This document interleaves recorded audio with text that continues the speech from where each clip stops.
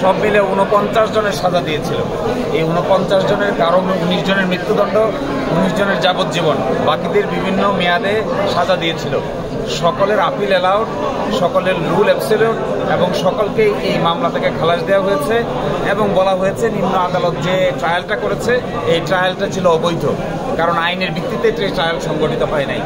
এবং এর সাথে বলেছেন কোনো সাক্ষীর সঙ্গে কোনো সাক্ষীর কোনো করপোরেশন নাই, শোনা সাক্ষীর উপর ভিত্তি করে সাজা দেওয়া হয়েছে। এই জন্যই সকলের আপিল অ্যালাউ করে ডেথ রেফারেন্স রিজেক্ট করে সকলকেই বেকসুর খালাস দিয়েছেন।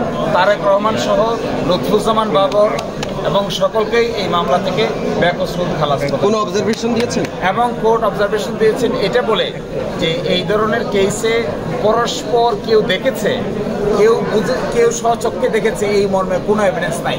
যাদের স্বীকারোক্তিমূলক জবানবন্দি নেওয়া হয়েছে, এই স্বীকারোক্তিমূলক জবানবন্দি নেওয়া হয়েছে টর্চার করে। একই সাথে মুফতি আদনান 2টা স্বীকারোক্তিমূলক জবানবন্দি দিয়েছেন।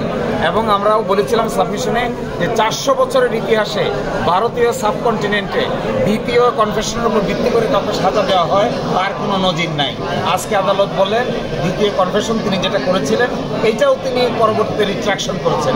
এই জন্য এই কনফেশনের কোনো আইনগত মূল্য নেই।